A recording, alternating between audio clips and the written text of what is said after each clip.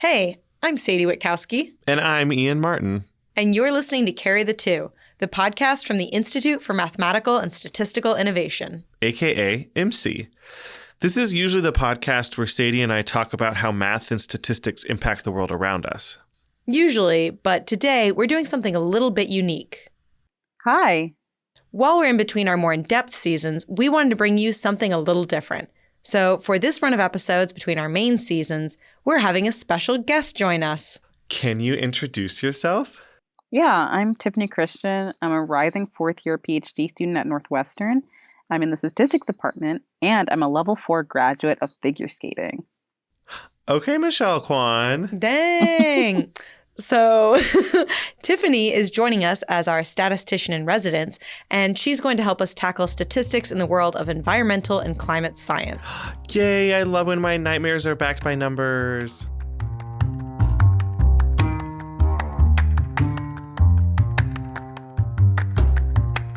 So today we're going to be talking about the heat island effect.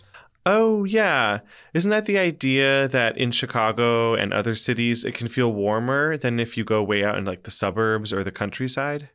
Yeah, that's what we call the heat island effect. Basically, in more wild areas with less concrete and asphalt, the sunlight is reflected instead of being absorbed by those man-made materials, which then release that energy as heat, warming up the urban areas around us.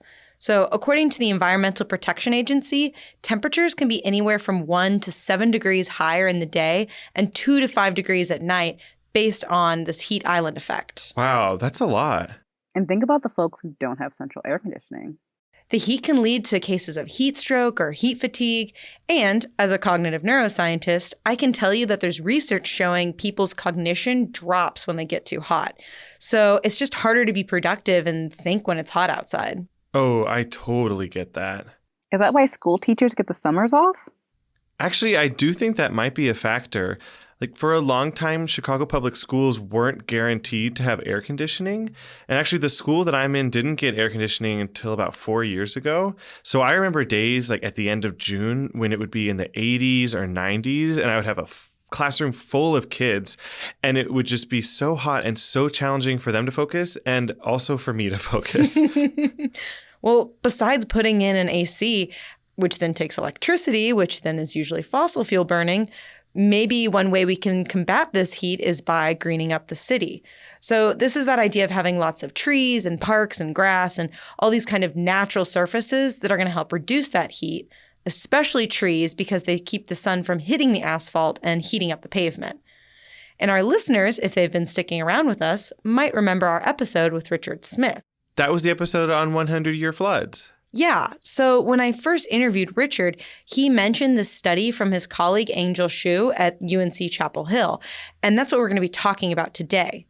The study was titled Disproportionate Exposure to Urban Heat Island Intensity Across Major U.S. Cities, and it was published just last year. Tiffany, do you want to say a bit about the methodology they used as our statistician-in-residence? Yeah, of course. So Angel Hsu and her colleagues combined a numerical index called SUHI, which stands for Surface Urban Heat Index, with census data, and they looked at cities all over the United States. They wanted to see if the trend that historically redline areas suffered worse during summer heat in individual cities held up when you measure many cities across the country. They were comparing to see if people who were affected on hot summer days are falling into specific racial and socioeconomic demographics based on census tract information. So taking Chicago as an example, they were trying to see if the South Side, which is predominantly black, has a worse heat island effect than the mostly white folks living on the North Side.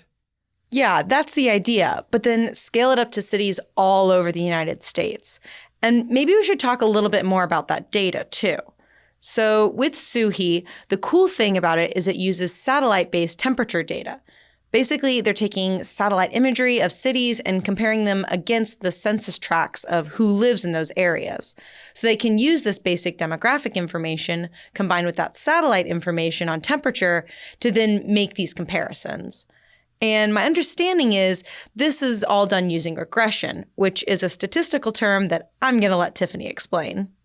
Yeah, so regression is just a way of taking several variables and finding what kind of relationship exists between them. So let's take a simple example. My X variable could be the temperature outside, and my Y variable could be something like the total amount of ice cream sold in Chicago. So you can imagine that as the temperature goes up, we might sell more ice cream because people are hot. And we could model that linearly. So there's just a straight diagonal line going upwards. That would be if there was a one-to-one relationship between temperature and ice cream sales? Yeah, or we could try to model that with a wiggly line called a polynomial. In fact, you could try to fit almost any shape of line. The idea is just to model the relationship between two or more variables, and that's what we call regression. And in this paper, the researchers use regression to look between SUHI and data about where people live to see if there's a relationship between them. And it wasn't just census tracts to look at race, but also to standardize the demographic information, such as socioeconomic levels, so that they can make a fair comparison between cities with historic redlining like New York or Chicago. So, using regression analysis, what did they find? Perhaps unsurprisingly, they found that the average person of color lives in a census tract with a higher SUHI. Remember, that's Surface Urban Heat Index. So it's much higher for people of color than non-Hispanic whites in all but 6 of 175 of the largest urbanized areas in the continental U.S. Holy moly. This bias was in all but 6? Yeah, and then we see a similar pattern emerging for people living in households below the poverty line. Those below the poverty line are living in areas with much higher surface urban heat indexes. And don't forget to mention the last big finding. In 97% of the cities, the communities of color were exposed to temperatures a full degree Celsius higher on average than non-Hispanic white people. Sadly, I have to say I'm not surprised by these findings in terms of the relationship between poverty or racial group at localized heat stress. And I'm also disheartened at how universal it seems to be within the United States. I do want to point out that being poor or being a person of color doesn't necessarily cause you to live in a hotter part of the city. This is clearly an example of correlation not being causation. There's an underlying variable here.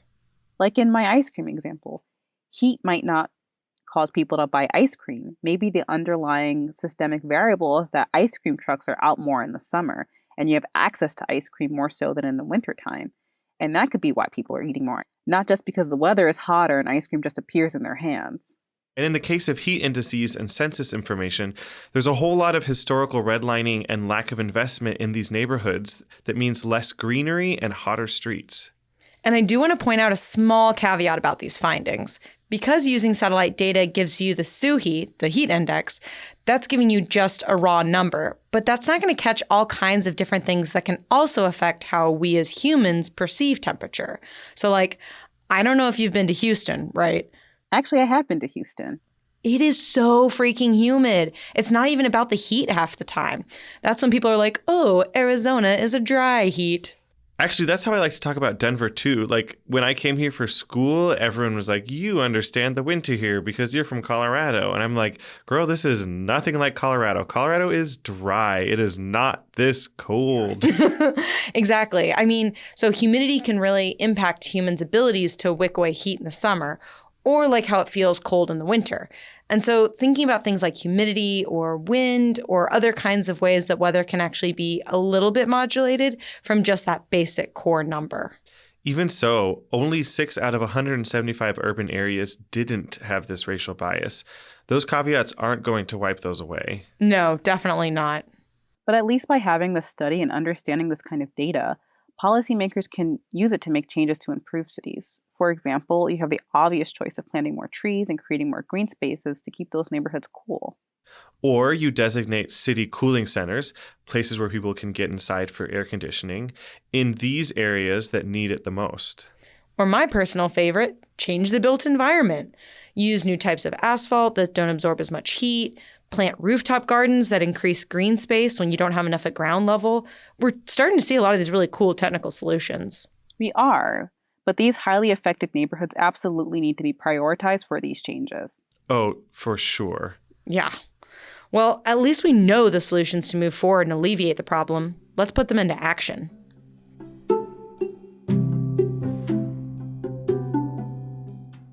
If you're enjoying the important research shared on our show, there's another University of Chicago Podcast Network show that you should check out. It's called Entitled. Human rights matter, but conversations about rights can be polarizing, confusing, and frustrating. On Entitled, lawyers Claudia Flores and Tom Ginsberg traveled the world getting into the weeds of global human rights debates. They use that expertise to explore the stories and thorny questions around why rights matter and what's the matter with rights. Subscribe to Entitled, part of the award-winning University of Chicago podcast network.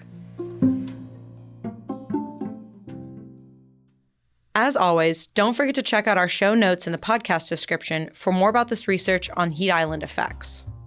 And if you like the show, subscribe and give us a review on Apple Podcasts or Spotify or wherever you listen. By rating and reviewing the show, you really help spread the word about Carry the Two so that other people can discover the podcast. And for more on the math research being shared at IMSI, be sure to check us out online at our homepage, imsi.institute. We're also on Twitter at IMSI_institute, as well as Instagram at IMSI.institute. How do you spell that again? That's IMSI, spelled IMSI. And what are your mathy questions? Maybe you have an idea for a story on how mathematics and statistics connect with the world around us. Send us an email with your idea. You can send your feedback, ideas, and more to sadiewit@imsi.institute. That's SADIEWIT@imsi.institute. We'd also like to thank our audio engineer, Tyler Damme, for his production on the show. And music is from Blue Dot Sessions. Lastly, Carry the Two is made possible by the Institute for Mathematical and Statistical Innovation, located on the gorgeous campus of the University of Chicago, and we're supported by the National Science Foundation and the University of Chicago. Until next time, See ya!